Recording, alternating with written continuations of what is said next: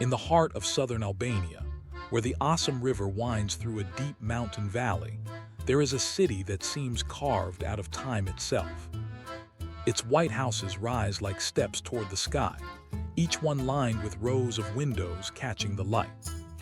This is Berat, known around the world as the city of 1,000 windows. But behind those windows lies far more than beauty.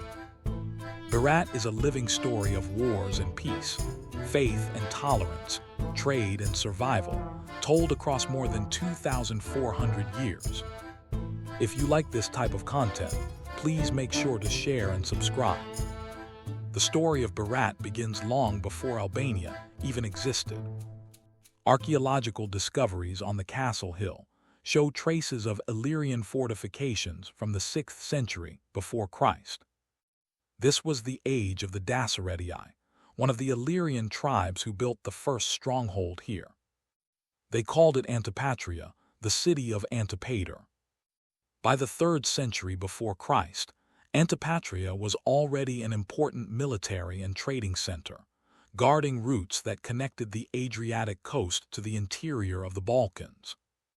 The Romans conquered it around 200 years before Christ, rebuilding its walls and roads.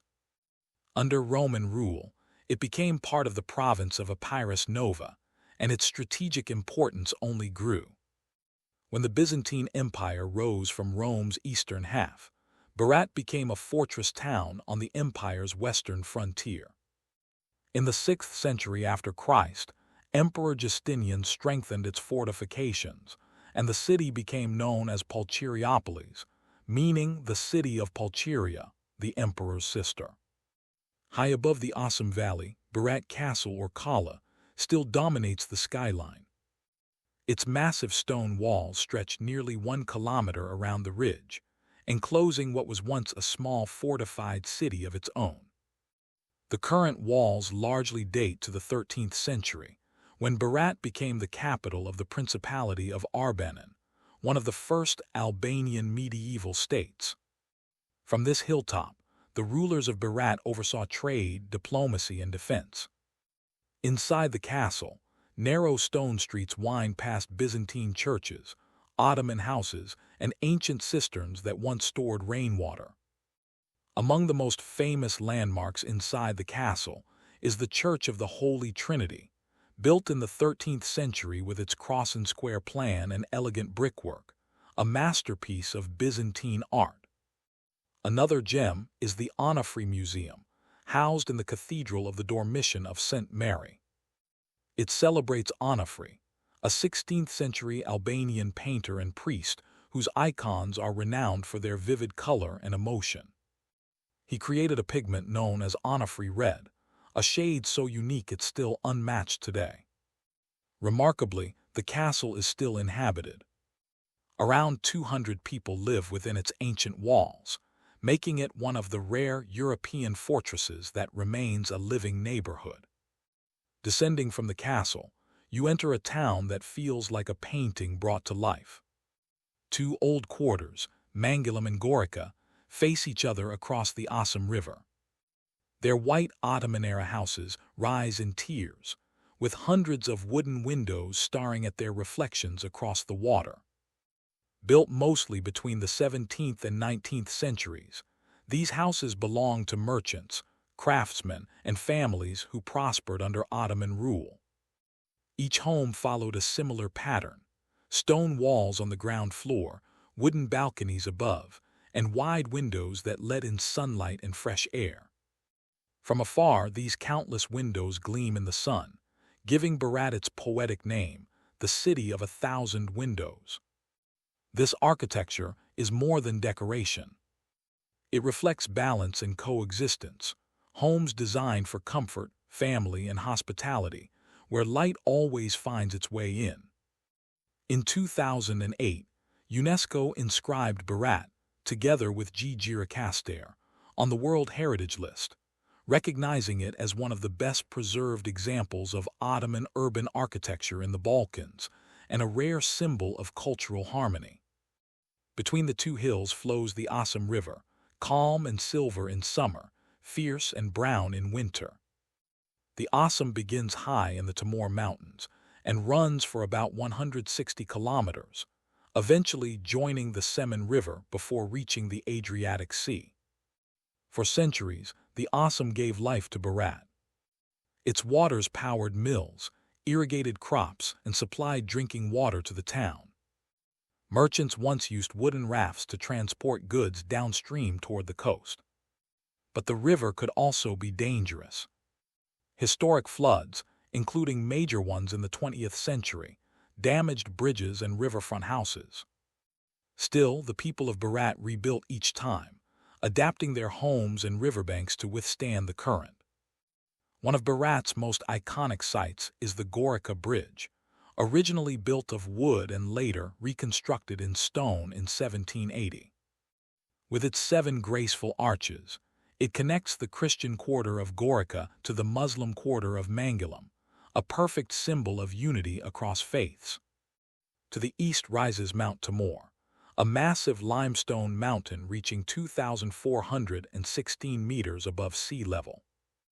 It's visible from nearly every street in Berat, a silent guardian watching over the valley. In ancient Illyrian times, Tomorr was worshipped as the home of gods. Later, during the Ottoman period, it became sacred to Albania's Bektashi Muslims, a mystical Sufi order known for its message of tolerance and peace. Every August, thousands of pilgrims climb to Tomorr's summit for the feast of Abaz Ali. They camp for days, pray, and sacrifice sheep in honor of the Prophet's companion, blending ancient pagan rituals with Islamic spirituality. The mountain has also shaped the local climate and economy, providing forests, fresh water, and grazing land that sustained Berat for centuries. Berat sits in one of Albania's most fertile valleys. The Mediterranean climate brings hot, dry summers and mild, wet winters, perfect for olive trees, grapes, and citrus fruit. Olive cultivation here dates back over 2 millennia. Some groves still contain trees, believed to be hundreds of years old. The olive oil from Berat is considered among the finest in Albania, often pressed using traditional stone mills. Wine is another local treasure. Families have been producing it for generations, and in recent decades, wineries like Sobo, Luani, and Nurilari have revived traditional Albanian grape varieties such as Pools, Shesh I Zai, and Shesh I Bardhe. Together, agriculture and small-scale food production remain vital to Berat's economy, alongside handicrafts and growing tourism. During the 18th and 19th centuries, Berat was a thriving center of trade within the Ottoman Empire. Merchants from Berat, known as Beratli, became famous for their honesty and skill. Some held imperial Berats, special charters that granted them tax exemptions and the right to trade across Ottoman lands. Berat's markets were filled with goods from across the region: wool, silk, leather, and olive oil. Caravanserais, or travelers' inns, provided lodging for merchants who came from the Adriatic coast, Macedonia, and even as far as Istanbul. Trade made Berat wealthy and cosmopolitan. The mix of Christian and Muslim merchants created a culture of cooperation that still defines the town today. But Berat's peaceful beauty hides a turbulent past.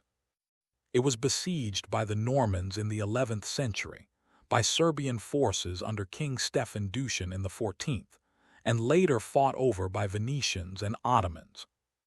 One of the most famous conflicts occurred in 1281, when Byzantine forces defended Berat against a massive army from the Kingdom of Sicily.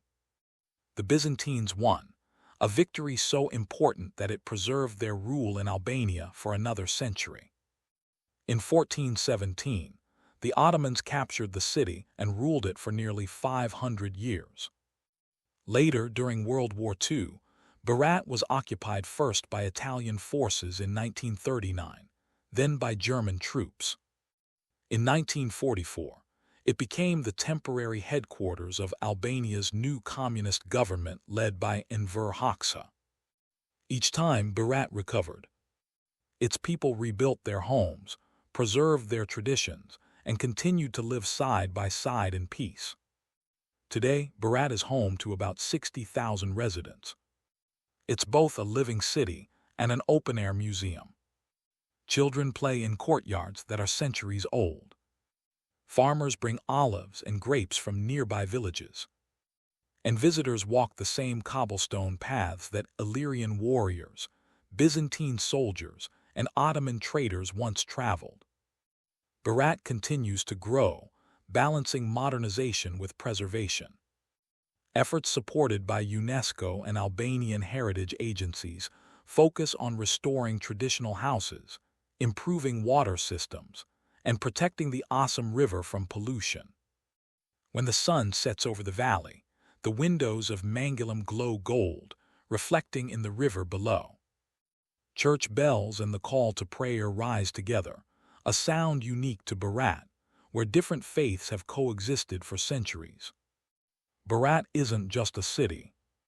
It's a memory made visible, a dialogue between stone and light, mountain and river, past and present. Thanks for watching, and may I remind you to share and subscribe for more of this type of content. It's proof that even after 2,000 years of change, resilience can still shine through every window. This is Berat, Albania, the city of 1,000 windows, the city that endures.